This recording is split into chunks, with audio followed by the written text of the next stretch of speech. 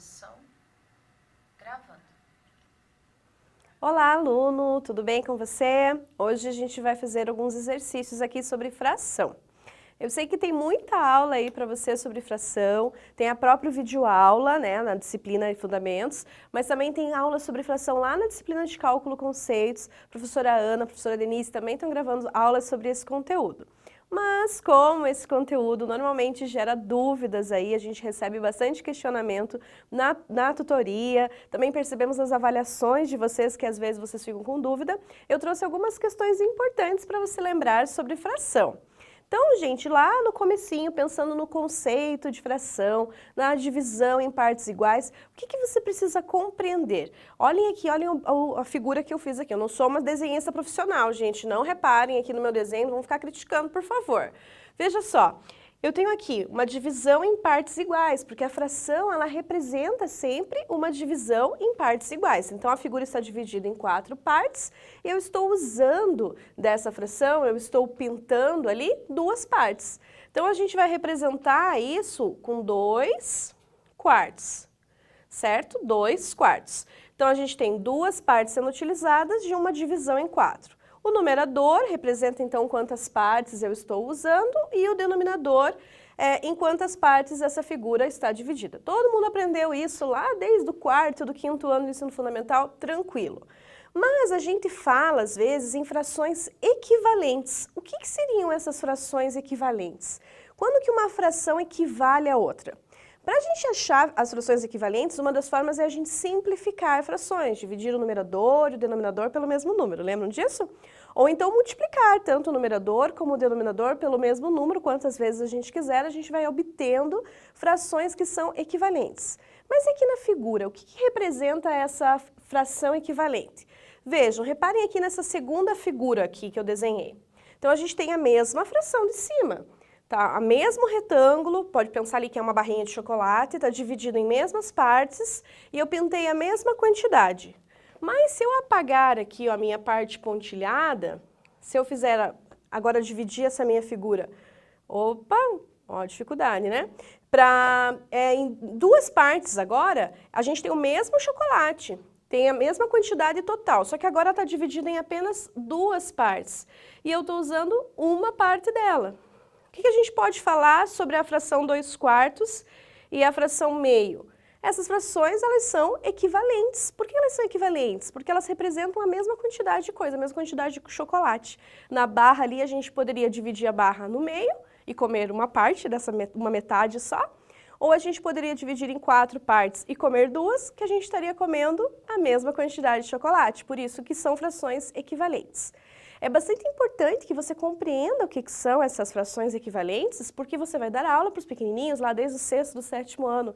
E como é que você vai trabalhar isso com os seus alunos? Eles precisam compreender que a quantidade de uma fração equivalente é a mesma. Então, você pode fazer uma atividade com uma pizza, né, que gostoso, chocolate, uma aula bem gostosa essa de fração equivalente. Então, você pode trabalhar com material concreto, pode trabalhar com figuras, né, pode usar tecnologia, pode fazer algum aplicativo lá no laboratório de informática da sua escola. Então, quando você for professor, você vai explicar a fração equivalente, mas perceba que o seu aluno compreenda o que é aquela fração equivalente. Né? Se o aluno está lá 2 quartos ou meio, não basta ele saber ali no papel que é igual, ele precisa compreender que se trata de uma mesma quantidade. Ainda falando sobre fração, tem mais alguns detalhes importantes fora a fração equivalente. O outro é a fração imprópria. Você lembra o que é uma fração imprópria? Você lembra dessa expressão? O que significa uma fração imprópria? Fração imprópria, gente, normalmente as pessoas atribuem à fração o nome parte de um todo. Só que se a gente pensar que a fração é a parte de um todo, parece que é menos do que o todo. E aí o que você vai falar de uma fração que é 9 quartos, 10 meios? Essas frações, elas recebem o nome de imprópria. Então, quando que a gente tem uma fração imprópria? Quando o numerador é maior do que o denominador. Porque numa primeira característica de fração, a gente pode dominar como parte de um todo, e aqui seria mais do que a parte do todo. O que significa esse 9 quartos, gente? Se você pensar que você tem chocolate, e você vai dividir em pedaços de 4 partes, e você vai comer 9 pedacinhos, você vai precisar de mais de um chocolate inteiro. Então, a fração aparente, ela pode ser substituída por uma fração mista. E o que é uma fração mista? É uma fração que tem uma parte inteira e uma parte fracionária. Então, vamos pensar no 9/4. Eu já falei que eu não sou muito boa de desenho, então você não leve em consideração aqui os meus desenhos, mas vamos lá. Tem uma barra de chocolate, vou dividir em 4 partes. Mais uma barra eu vou precisar porque eu quero comer 9 pedaços, porque eu estou com muita vontade de comer chocolate. Mais um pedaço ainda, eu vou precisar de mais um chocolate, dividido em 4 partes. E aí, eu vou comer 9 pedacinhos desse meu chocolate. Então, eu vou comer aqui, ó. 1, 2, 3, 4, 5, 6, 7, 8, 9. Então, eu vou comer 9/4. A gente tem chocolate dividido em 4 partes e eu vou comer 9/4. Isso equivale a que fração mista, gente? O que eu posso dizer? Quantos chocolates inteiros eu comi? 2 chocolates inteiros. E fora isso, eu comi ainda 1/4 de chocolate. Então, 9/4 é a mesma coisa que 2 inteiros e 1/4. Então, as frações impróprias, elas podem ser escritas na forma de fração imprópria ou na forma de número misto. Pode ser que você precise fazer o contrário. Você tenha um número misto e você queira chegar numa fração imprópria, também é possível. Pessoal, outra fração importante, a fração aparente. O que é a fração aparente? Vou dar um exemplo aqui, daí você vai pensar na sua casa aí se você identificou o que é uma fração aparente. 8/2 é um exemplo de uma fração aparente. Então, o que significa fração aparente? O que é isso? Se você pensar em 8/2, gente, 8/2 equivale exatamente a 4 inteiros. Se você tivesse lá várias figuras divididas em partes em 2, né? E você precisasse usar 8, você teria que utilizar 4 inteiros. Então, a fração aparente é uma fração que corresponde a um número inteiro, certo? Então, 8/2, 15/5, que equivale a 3. Pensando nisso, a gente já lembra do seguinte: quando eu tenho o numerador e o denominador de uma fração, se eu quiser saber isso em quantidade inteira ou até mesmo em quantidade decimal, como que eu faço para resolver isso? Basta dividir o numerador pelo denominador. 8 dividido por 2 é 4. Então, a gente tem uma opção de transformar uma fração num número decimal ou num número inteiro, dividindo o numerador pelo denominador. Antes da gente continuar a falar de fração, eu quero fazer uma pausa agora. Tem muito aluno que confunde bastante a questão de números racionais. Por quê? Porque quando a gente aprende os racionais, o primeiro conceito que a gente aprende lá é que o racional ele precisa ser escrito em forma de uma fração. É todo número que pode ser escrito em forma de uma fração. Então, de repente, o aluno olha lá o número 4 e fala: ah, esse não é racional, esse é um número inteiro, é um número natural. O racional não é, porque não está em forma de fração. Gente, o número 4, ele pode ser escrito em forma de fração. Então, sim, ele é um número racional. Todos os números inteiros, todos os números naturais são racionais, você consegue escrever ele em forma de fração. Que mais que são números racionais? Alguns números decimais também, os números decimais finitos, os números racionais infinitos, desde que sejam dízimas periódicas. Se você quer saber mais sobre esse assunto, tem uma aula aí para cima aí do seu roteiro de estudos, lá na aula 2, que fala sobre conjuntos numéricos e fala sobre todos os conjuntos, inclusive os racionais. Mas a gente não pode deixar de pensar em racionais quando a gente fala em fração, porque a primeira coisa que vem na cabeça quando fala em números racionais é que racional é fração. Mas olha aqui, o número 4 também é uma fração, então o número 4 também é um número racional. Muito bem, já que a gente aprendeu um pouquinho, relembrou o que é uma fração equivalente, o que é uma fração imprópria, o que é uma fração mista, o que é uma fração aparente, agora a gente vai pensar no seguinte: será que é possível, se a gente só olhar um monte de fração, a gente identificar aquela que representa mais quantidade e aquela que representa menos quantidade de chocolate, ou de pizza, ou de qualquer coisa gostosa que você queira? Então vejam esse exercício. Coloque em ordem crescente 3/4, 7/8, 5/7 e meio. Como que você vai fazer isso? Como que você vai saber qual dessas frações tem mais chocolate? Então vamos ver. Pensa um pouquinho, dá uma pausa aí no seu vídeo para que você possa resolver no seu caderno e identificar para mim aqui qual que é a menor quantidade e qual que é a maior quantidade. Vou te esperar.